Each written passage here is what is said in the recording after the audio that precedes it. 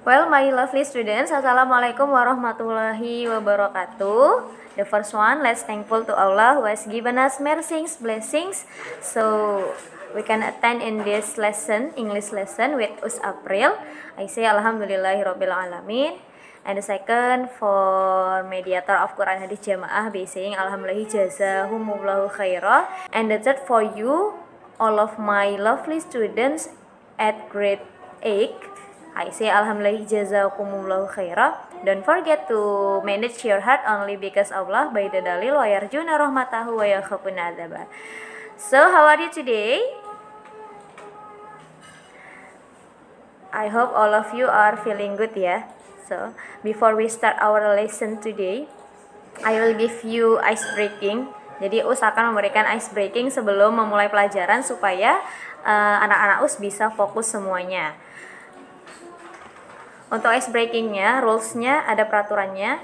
Yang pertama, ketika US bilang pagi, kamu tepuk tangannya sekali.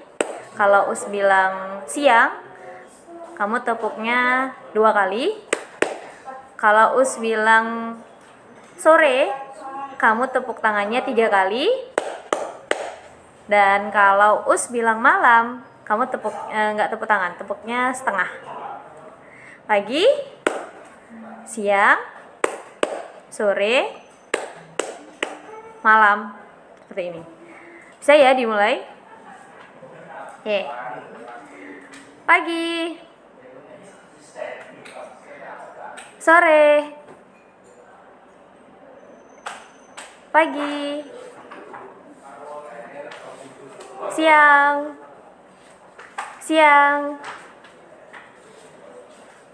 pagi.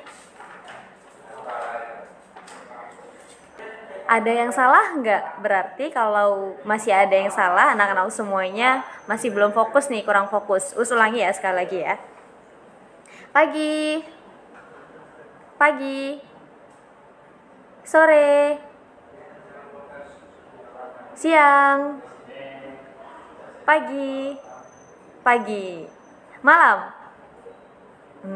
Mesti ada yang nggak fokus nih. Oke, alhamdulillah jazakumullahu khairah. Mudah-mudahan ice breakingnya udah cukup ya.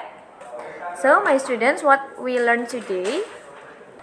Today we will learn about there are many people. In your handbook at page 81. Di buku bahasa Inggris kamu itu di halaman 81. Chapter 8 ya. Before we start, I will show you. In this unit, we will learn to the first identify and use neutral quantifiers. Jadi mengidentifikasi dan menggunakan neutral quantifiers.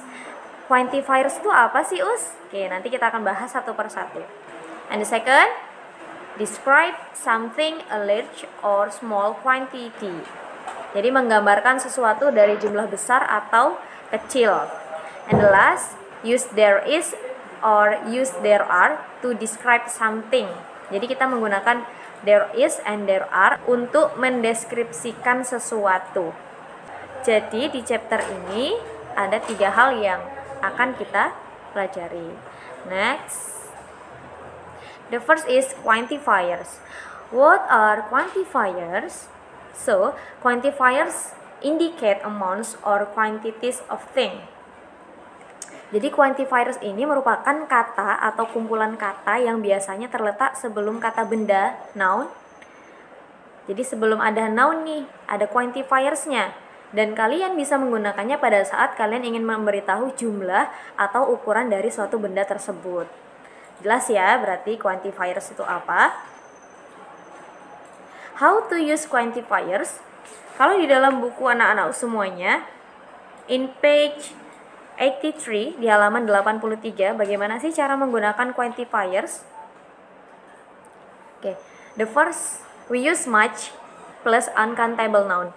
Jadi uncountable noun itu adalah kata benda yang tidak bisa dihitung. Yang wordnya dicetak miring seperti effort, time, and money. Jadi effort itu adalah suatu usaha yang nggak bisa dihitungkan. Kemudian ada time, waktu juga nggak bisa dihitung. Kemudian ada money. money itu kok termasuk uncountable ya? Kenapa sih uang itu masuk ke dalam kata benda uncountable yang tidak bisa dihitung? Kan bisa dihitung, Us. Sebenarnya uang itu kan memiliki nilai sendiri ya. For example, kamu punya 2 lembar uang. Kamu hitungnya 2 lembar. Tapi ketika satu lembar itu bernilai 10.000 dan satu lembarnya lagi bernilai 5.000, berarti kalau dihitung kan nggak cuma 2. Jadinya uangnya 15.000. That's why money termasuk ke dalam uncountable noun. Next, we use many plus plural nouns. Di kelas 7 in 7th grade, you have learned about plural and singular. Jadi di kelas 7 sudah mempelajari tentang plural dan singular. Jadi kalau singular itu adalah kata benda yang satu, ya, satu dianya tunggal, sedangkan yang plural itu kata benda yang lebih dari satu atau jamak. Di sini kita bisa menggunakan many di dalam plural ini.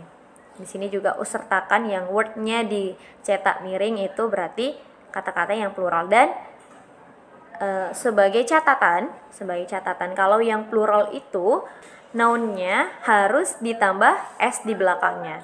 For example, chickens, students, eggs. Jadi harus ditambah s-nya. Kenapa sih Us yang nomor 2 itu contohnya Lia knows many students at the school. Lia knows. Knows itu kan bukan kata benda, Us. Jadi di sini kenapa pakai s? Lia ini adalah subjeknya. Jadi subjeknya kan harus ada to be-nya, maka di situ knows-nya ini, adjektifnya ini nih yang ditambahkan ke dalam to be-nya, maka jadinya knows. Ini bukan berarti tahu-tahu ya. Kalau knows itu artinya kan tahu. Jadi kalau ditambah s apa artinya tahu-tahu, Us? Bukan. Jadi knows ini sudah termasuk dari to be-nya Lia ini tadi. Next, we use a lot of plus all types of nouns. Jadi a lot of ini bisa digunakan untuk tipe semua kata benda. For example, ada trees, breed, people. Nah, jadi di sini a lot of ini bisa digunakan untuk semua kata benda. And the last, if you use much and a lot without a noun. Jadi much sama a lot ini bisa digunakan tanpa ada kata bendanya. For example, I like reading, so I go to the library a lot.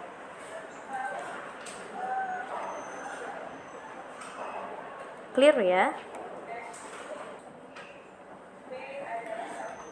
Untuk much, many, and a lot of itu artinya sama, banyak. Jadi artinya dalam bahasa Indonesia itu adalah banyak. Next. There is and there are. Sama di kelas 7 juga kamu sudah mempelajari there is and there are yang artinya di sana gitu ya. Ada. There is and there are. Perbedaannya apa sih, Us? There is and there are ini. Oke. There is for singular nouns. Tadi Us sudah bahas tentang singular and plural. Sedangkan there are for plural nouns. Jadi there is itu dipakai untuk yang kata bendanya tunggal, cuman satu. Sedangkan yang there are itu dipakai untuk yang plural, yang lebih dari satu. For example, the first, there is a book on the table. Ada sebuah buku satu ya di atas meja. And the second, there are 3 chairs in the classroom. Ada 3 kursi di dalam ruangan kelas. Jadi, 3 itu lebih dari satu ya, sedangkan chairs, nah aslinya itu kan chair tapi ditambahin s di belakangnya makanya jadi chairs. Next, we use there is and there are to say that something exists. Jadi there is sama there are ini bisa digunakan untuk yang kalimat positif dan kalimat negatif. Kalau kalimat yang positif itu adalah suatu statement yang positif. Sentence itu adalah statement yang positif, pernyataan yang positif. For example, there is a tree. Mengiyakan, di sana ada sebuah pohon. There is a tree in the garden. There are 2 elephants in the zoo. Jadi benar-benar nyata ada positive sentence ini untuk mengiyakan suatu pernyataan. And the second, negative form, yang untuk kalimat negatifnya, the negative is formed by putting not after is or are. Jadi untuk penggunaan yang negatif itu kita menggunakan not setelah ada kata is atau are. For example, there is not a horse in the field. There are not 8 children in the school. Terus itu yang contoh kedua, kenapa children-nya nggak pakai s? Nah, di sini children sendiri sudah memiliki makna banyak, anak-anak. Jadi makanya tidak digunakan s lagi. Clear? Paham ya? Next is preposition, location of thing. Jadi di sini in this grade you have to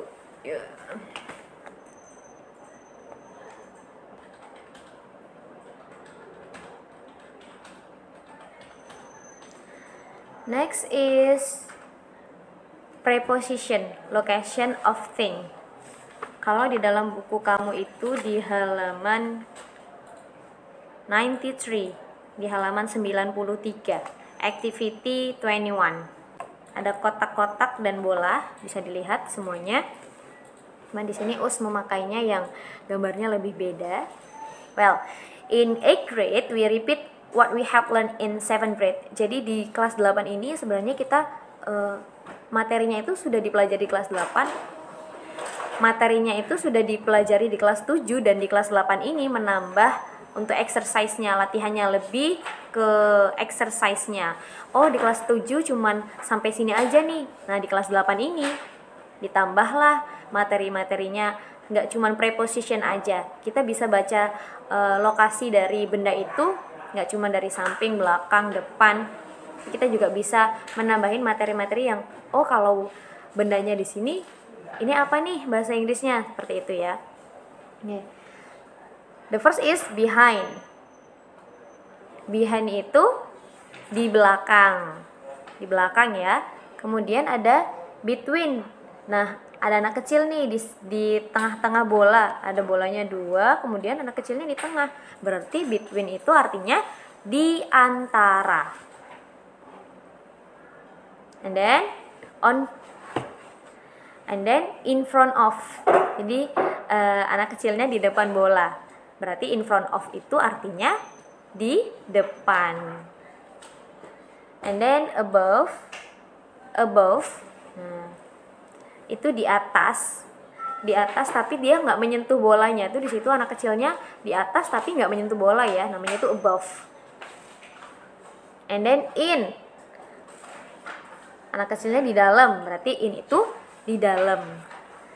Berarti in itu di dalam. Next, under. Nah, di sini bolanya di atas anak kecilnya nih. Berarti under itu dalam bahasa Indonesia adalah di bawah. And then beside. Anak kecilnya di samping bola nih.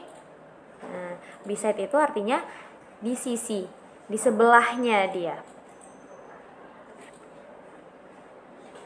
And then near. Nah, itu di situ ada bola, kemudian anak-anak kecilnya di dekat bolanya. Berarti near itu artinya di dekat. Di dekat bolanya itu tadi ya. And then the last is on. Nah, on itu artinya di atas tapi mengenai bolanya. Kalau tadi above itu nggak mengenai bola, nggak mengenai bendanya. Kalau on itu mengenai bendanya itu tadi. Kalau di dalam buku kamu itu ada tambahannya on the left and on the right. Jadi on the left itu artinya di sebelah kiri.